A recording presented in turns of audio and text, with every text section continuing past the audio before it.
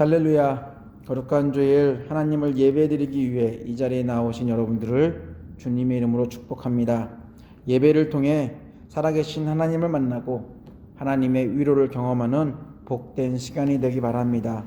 날씨가 더워지고 휴가 시즌이 되었습니다. 건강하고 행복한 그리고 재충전하는 여름 시간들을 보내시기 바랍니다. 안정되어오는 줄 알았는데 코로나 확진자가 다시 증가하고 있습니다. 우리 방역에 신경 쓰며 서로를 지켜주고 또한 건강하게 코로나의 터널을 지나가기 원합니다.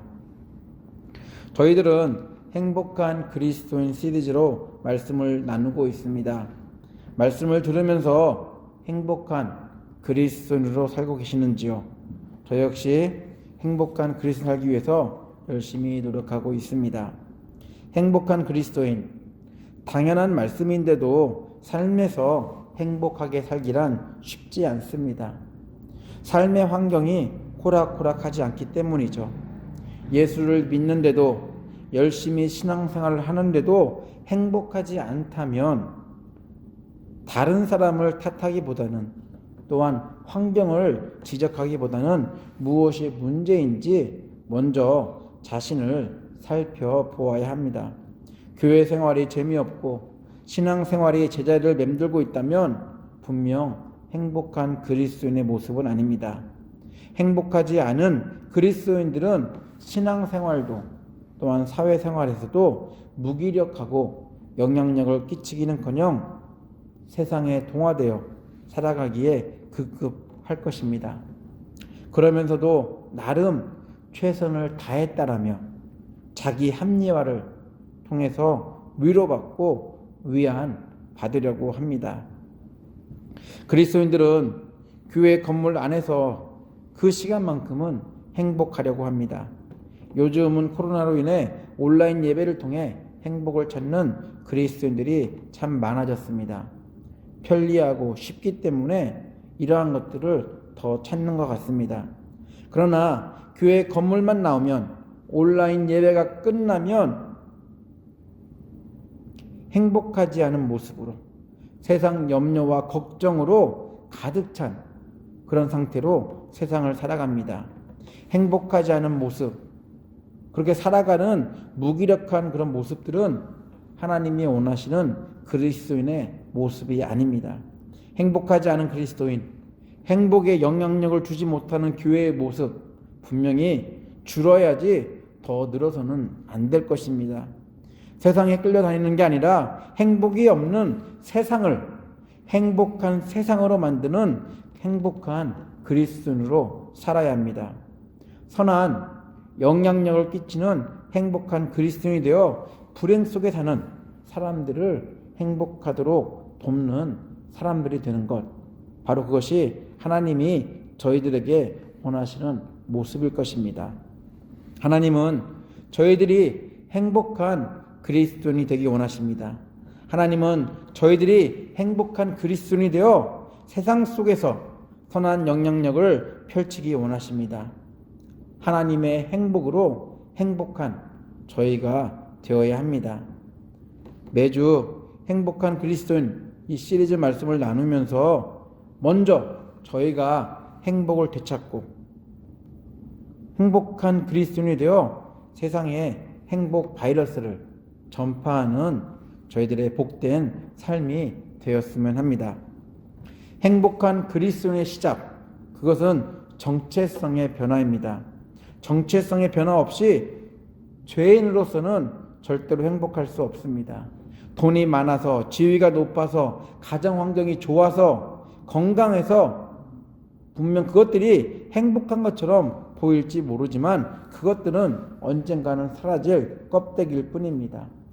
돈이 없다고, 지위가 낮다고, 가정 환경이 좋지 못하고, 몸이 연약하다고, 불행하다라고 말할 수도 없습니다.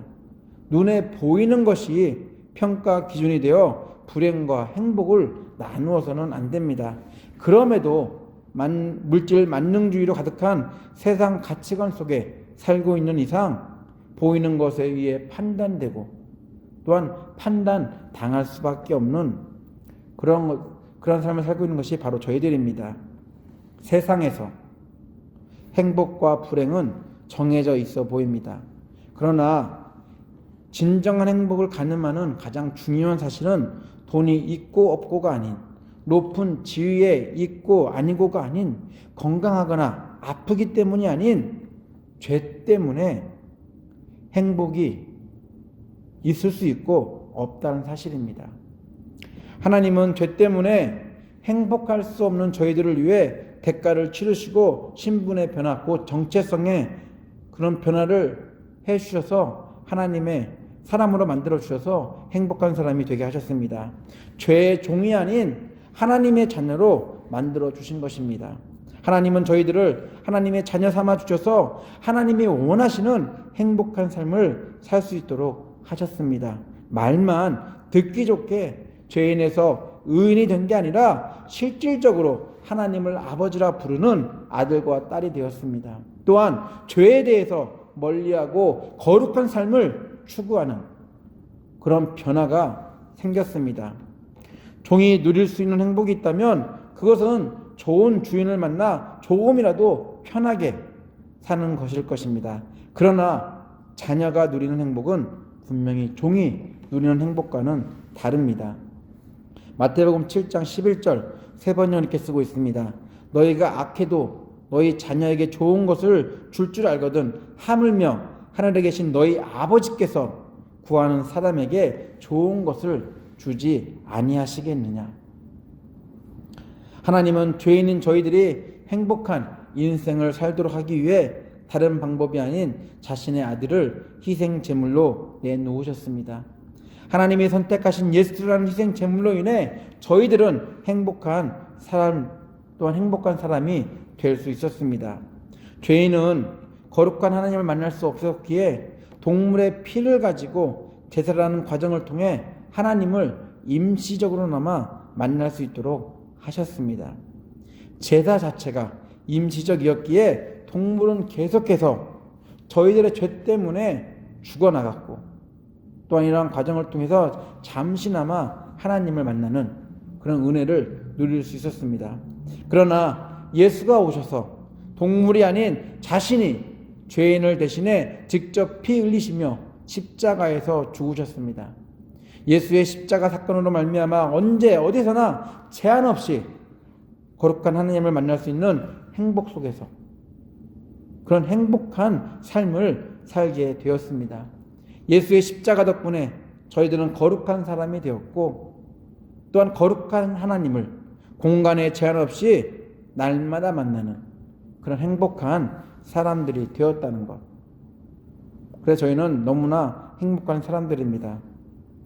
하나님의 구원 계획이라는 시점에서 그리고 죄인인 저희들이 아무것도 할 수 없는 그런 상황에서 오직 예수만이 죄인들을 행복하게 만들 수 있는 해결사입니다. 예수만이 할 수 있는 일이었습니다. 예수 때문에 저희들은 행복한 그리스도인이 되었습니다. 요한복음 3장 16절 17절 이렇게 얘기합니다. 세 번역입니다. 하나님께서 세상을 이처럼 사랑하셔서 왜 아들을 주셨으니 이는 그를 믿는 사람마다 멸망하지 않고 영생을 얻게 하려는 것이다. 하나님께서 아들을 세상에 보내신 것은 세상을 심판하시려는 것이 아니라 아들을 통하여 세상을 구원하시려는 것이다. 하나님은 저희들에게 영원한 죽음이 아닌 영원한 생명을 주셔서 행복이 무엇인지를 알도록 해주셨습니다. 하나님의 자녀로 정체성의 변화를 경험한 저희들, 오직 예수 안에서만 구원을 만날 수 있고 그 예수를 통해서 구원을 경험한 저희들은 영원한 생명이라는 영원히 살 수 있는 하나님의 선물을 저희들은 받았습니다. 분명 잠시 세상에 사는 동안 겪는 여러 어려움들이 있지만 그럼에도 행복하고 기뻐하고 감사할 수 있는 이유는 저희가 살고 있는 시간이 끝이 아니라는 것을 하나님이 주신 영원한 생명을 통해 알았기 때문입니다. 행복한 그리스도인에게 육체의 죽음은 심판이나 멸망이 아닙니다. 예수에게 속한 사람들은 더 이상 죄와 관련되지 않기 때문에 죽음이 저희들에게는 슬픔의 문제가 아닙니다. 그렇다고 영원한 헤어짐도 아닙니다. 오히려 영원한 생명으로 이어주는 통로입니다. 저희들은 구원의 은혜를 입고 사는 동안 영생을 소유한 사람으로 세상에 집착하며 살기보다는 가야 할 본향을 사모하며 주어진 삶을 기쁘고 행복하게 사는 사람들입니다. 영원한 생명이 주는 행복은 하나님과 영원히 함께할 미래에 대한 소망과 더불어 하나님과 지금 함께하고 있다라는 그런 현재 가운데 만족함입니다. 영원한 생명은 육체가 마감한 뒤로부터 시작되는 것이 아닙니다. 이 영원한 생명을 죽은 뒤에만 있을 거라고 생각하는 그리스도인들이 참 많은데 그렇지 않습니다. 하나님이 베푸신 구원의 은혜를 경험하면서 동시에 영원한 생명의 삶이 시작되었습니다. 그래서 예수의 십자가 사건이 저희 인생에게 영원한 생명의 시작을 알리는 전환점이라고 성경은 말하고 있습니다. 고린도후서 5장 17절입니다. 새 번역입니다. 누구든지 그리스도 안에 있으면 그는 새로운 피조물입니다. 옛것은 지나갔습니다. 보십시오. 새 것이 되었습니다. 저희들은 예수 안에서 새로운 삶을 시작했습니다. 그 삶은 두려움과 무서움, 죽음에 대한 공포가 아닌 영원히 살 수 있다라는 그런 새로운 삶을 알려주는 것입니다. 죽음이 그리스도인의 새로운 삶을 막을 수 없다는 것, 저희는 예수의 부활을 통해 목격했습니다.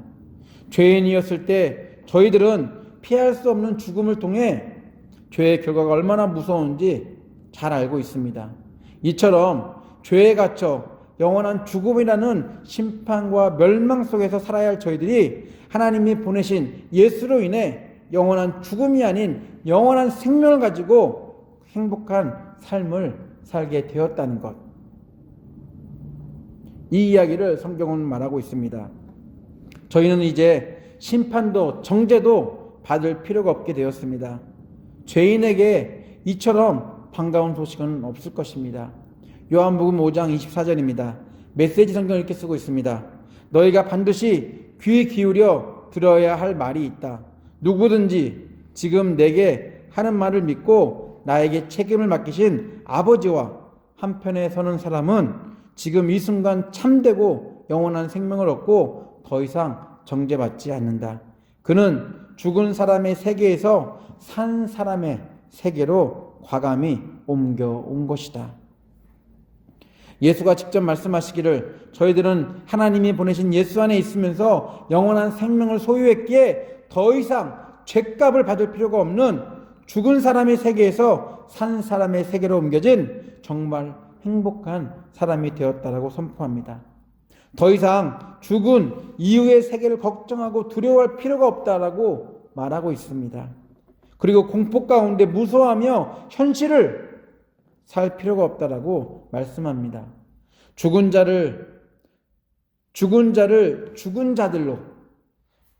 자들로 장래하게 하고 영원한 생명을 주시는 예수를 따르라는 그 예수의 말씀 안에는 영생을 가진 사람과 그렇지 않은 사람이 얼마나 다른지 알려주는 표현일 것입니다. 이스라엘이 출애굽을 통해 하나님의 통치 가운데 거하는 가나안 땅에 들어왔듯이 죄인이었던 저희들이 예수로 말미암아 영원한 죽음의 그 암흑 속에서 탈출해 이제는 환한 빛이 있는 영원한 생명으로 옮겨졌습니다. 죄인의 삶을 청산하고 의인의 삶을 살게 하셨습니다. 영원한 것에 관심 없었던 저희들이 이제 영원한 것에 관심을 갖게 되었고 영원한 것을 주관하는 하나님과 더 깊은 사귐을 갖게 되었습니다. 영생, 영원한 생명과 행복은 상호관계 속에 있습니다. 상호관계라는 이 사전적 의미는 둘 이상의 물체나 대상이 서로 영향을 주고받는 일종의 행동을 의미하며 한쪽 방향으로 영향이 나타나는 인과관계와는 달리 양쪽 방향으로 영향이 나타나는 현상을 상호관계라고 정의합니다. 행복과 이 영원한 생명이 그 관계가 그렇습니다. 행복과 영생이 시간이나 환경에 따라 한쪽에만 영향력을 발휘하게 하는 원동력이 아니라 서로 유기적인 관계 속에서 서로에게 영향력을 주며 서로를 더 강력하게 만드는 그런 관계가 이 영생, 영원한 생명과 행복의 관계입니다.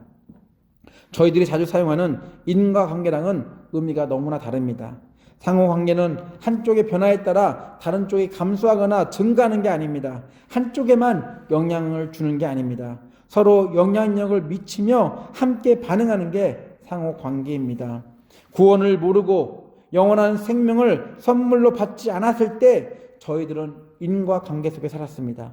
조금이라도 더 얻기 위해서, 조금이라도 더 유익을 얻기 위해서 다른 것을 포기하며 살았던 저희들이었습니다. 그러나 예수를 만나고 하나님이 베푸신 구원을 통해 영원한 생명을 선물로 받았을 때는 인과관계가 아닌 상호관계를 통해 영생의 기쁨 안에서 저희는 더 행복을 느끼는 사람들이 된 것입니다. 저희 안에 영원한 생명이 있는데 행복하지 않는 게 이상합니다. 이전까지는 불행이라는 굵은 선을 그리며 죽음의 내리막길을 과속으로 내려왔다면 예수를 만난 이후로부터는 영원한 생명을 가지고 영향력 있는 행복한 삶을 살아야 합니다. 영생을 소유한 사람들의 모습을 보면 세상의 혼란이나 유혹과는 상관없이 예수 안에서 기쁨을 누리며 행복하게 사는 사람들입니다. 세례 요한은 자신을 행복하게 만드는 예수에 대해 이렇게 고백합니다. 요한복음 3장 29절 30절입니다. 세 번역입니다. 신부를 차지하는 사람은 신랑이다. 신랑의 친구는 신랑이 오는 소리를 들으려고 서 있다가 신랑의 음성을 들으면 크게 기뻐한다. 나는 이런 기쁨으로 가득 차 있다. 그는 흥하여야 하고 나는 쇠하여야 한다. 아버지이신 하나님과 함께 동행하는데 바람과 파도를 잔잔하게 하신 예수와 더불어 살고 있는데 또한 심판이 아닌 정죄가 아닌 영원한 생명을 가지고 영원히 살 수 있는 하나님의 은혜를 가지고 있는데 무엇이 저희를 두렵고 무섭고 괴롭게 할 수 있을까요? 도리어 행복한 삶을 저희들은 계속해서 살아야 할 것입니다. 하나님이 저희들에게 주신 영원한 생명 속에서 드러나는 그 행복은 세상이 주는 고통과 고난, 핍박과 심지어 죽음일지라도 막을 수 없습니다. 영원한 생명은 그리스도인들을 행복하게 만들고 행복한 그리스도인들은 영원한 생명이 주는 소망 속에서 오늘도 내일도 행복하게 살아가게 만들 것입니다. 매일 저희에게 영원한 생명을 주신 하나님과 더불어 행복한 그리스도인임을 삶의 현장에서 드러내는 저희 모두가 되기를 예수 이름으로 축원합니다. 같이 기도합니다.